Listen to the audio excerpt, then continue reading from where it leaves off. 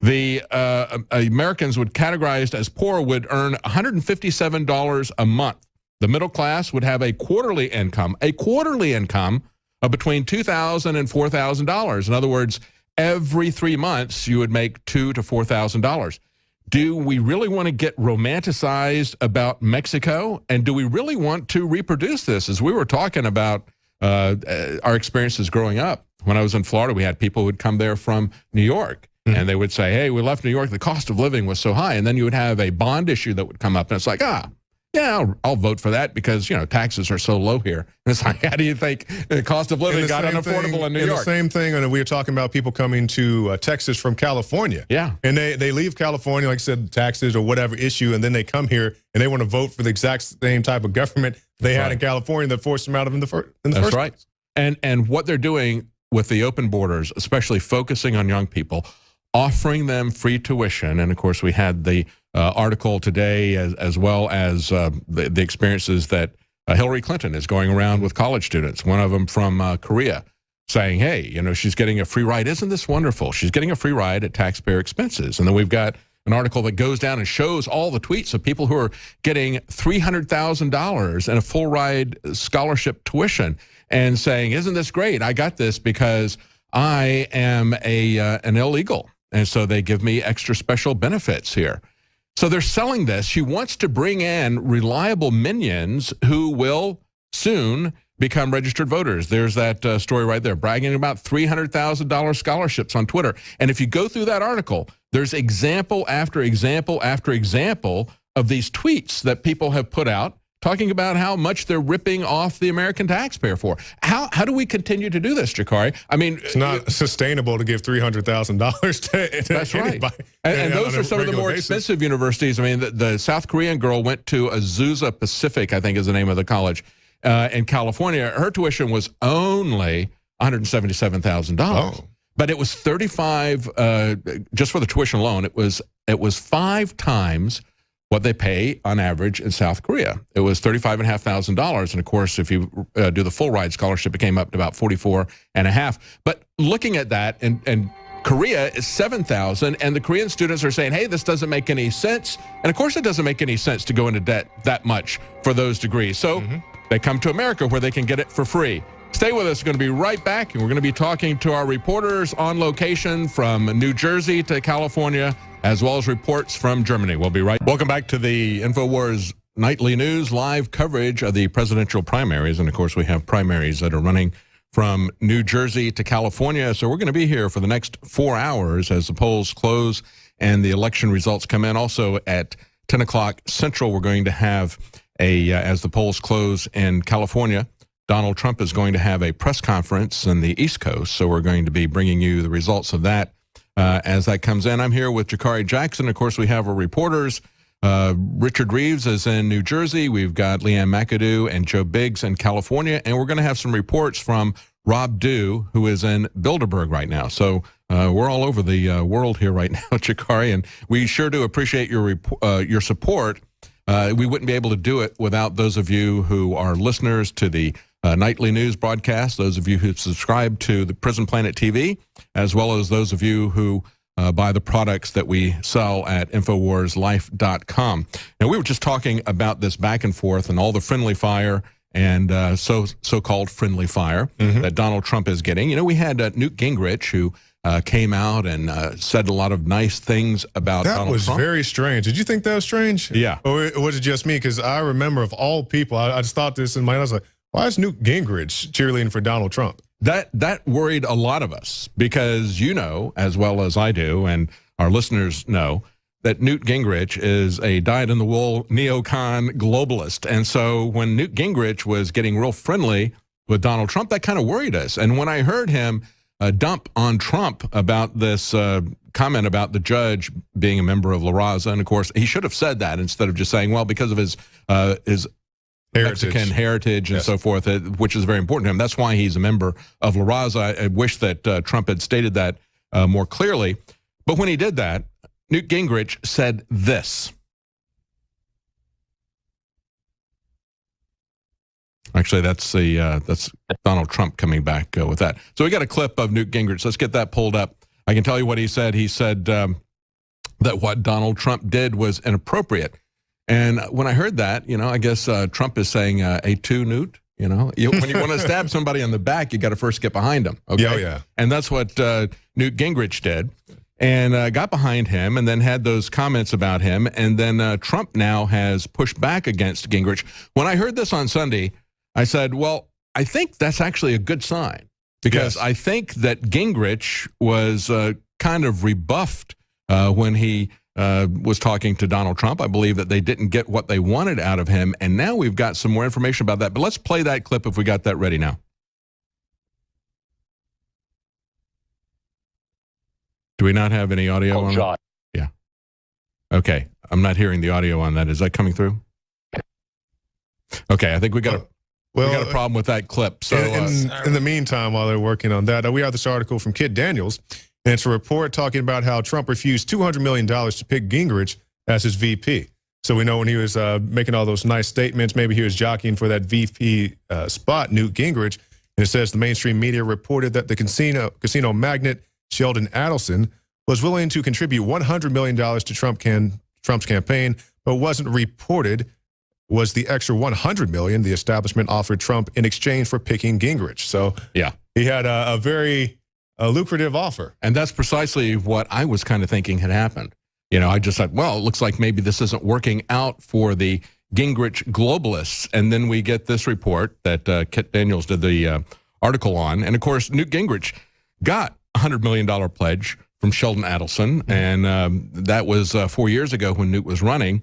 And then Newt didn't go too far in the primaries, and he only got about 10 million of that, and most of that was returned back to Sheldon Adelson. And so when I saw Sheldon Adelson come in and pony up with $100 million, I thought, that's kind of bad. When I saw Newt Gingrich come in, I thought, that's also kind of bad. Oh, yeah. But we got the backstory here to this. I think it's kind of good. And I think what we continue to see is that Trump is going to call it the way he wants, and he's going to do what he thinks is right. He has been authentic, I think, on this trade issue, the way the U.S. has been taken advantage of with NAFTA, also the way we're going to be taken advantage of with the Trans-Pacific, transatlantic, quote-unquote, partnerships. All of these are trade treaties. They can call them trade agreements. They can call them partnerships, but they are treaties.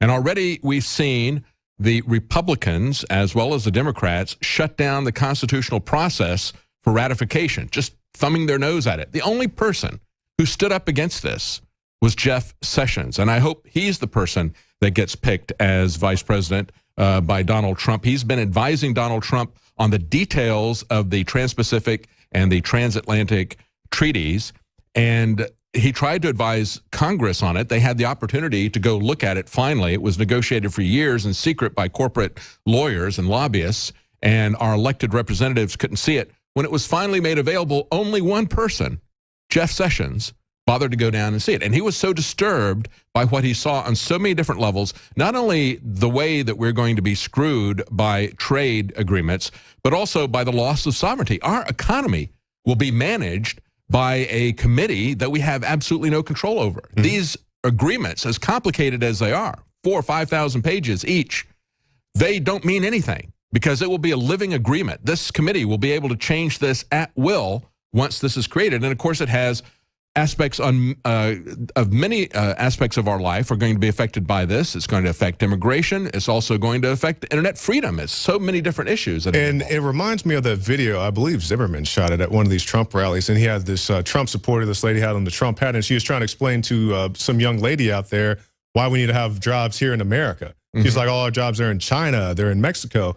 And then one of the girls said, well, what are the people in Mexico and China going to do if we bring the jobs back here? And we're like, well, they have their own economy. Yeah, they have their own issues. If they get the government out of the way in China and some of these other places, they could have a prosperous and a free economy there as well. So that's really what needs to happen. And of course, the thing I was amazed at, Jakari, and of course, one of the people dumping on Trump, as you would expect, would be Gary Johnson, who is doing everything he can to cozy up to the Democrats, always criticizing Trump, saying he's clearly a racist.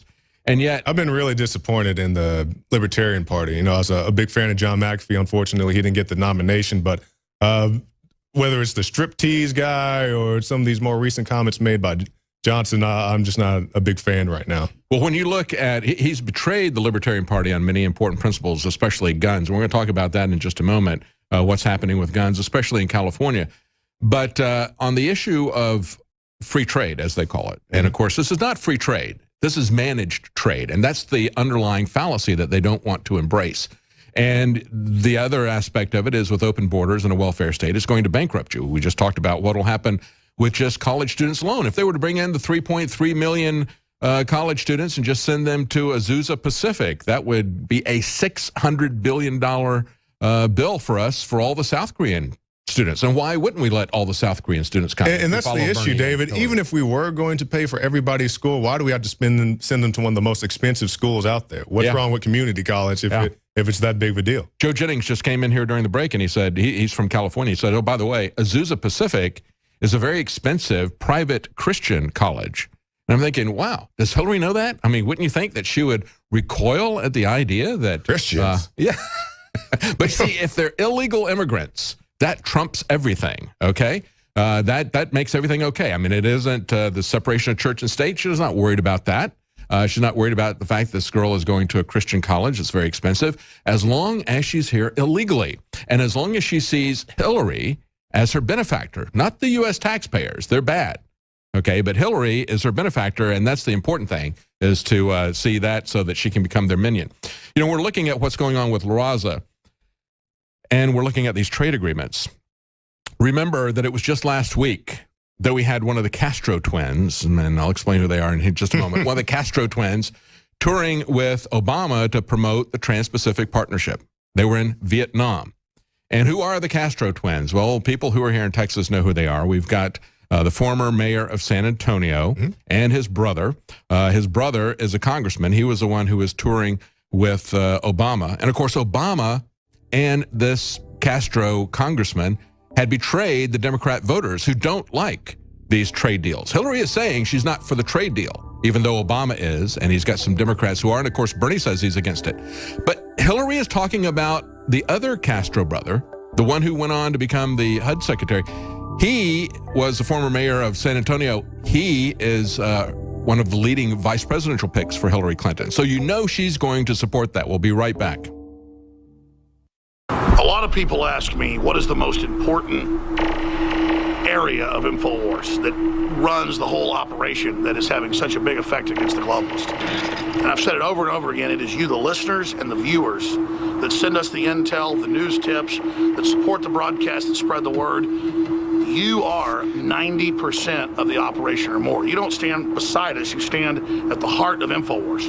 When I talk about the people at InfoWars, from customer service, the shipping department, being just as important as our anchors, our researchers, our investigative journalists, and myself, it's absolutely true. Without this team that we've built over the last 20 plus years, we wouldn't be able to do any of what we've been doing. And that's what's so exciting, because we finally built up to a point where we now have the launch pad.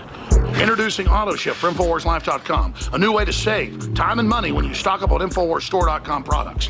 Again, ladies and gentlemen, when products are sold out, you're unable to get them, sometimes for months, but we hold back the products for people that have already signed up for AutoShip. When you choose AutoShip before checkout on your order at InfoWarsStore.com, we'll give you 10% off and give you guaranteed delivery of out-of-stock products that are on your AutoShip list. Plus, we're giving you free shipping on all orders above $50. Listeners have been requesting this for years because it's so easy to forget to reorder the products when you need them each month. Now it's finally here. AutoShip at InfoWarsStore.com and InfoWarsLife.com. It's easy. Go to InfoWarsStore.com, select your favorite product, click on the AutoShip, and choose how often you want us to send you another order. As you know, I coined the term 360 win. And with the new AutoShip feature at InfoWarsLife.com, it's a sure win. You add to that free shipping on orders of $50, it is a can't lose. Visit InfoWarsStore.com and save 10% off on your next InfoWars Life order by selecting AutoShip at checkout and get free shipping on all orders above $50. That's InfoWarsStore.com or call toll-free 888-253-3139.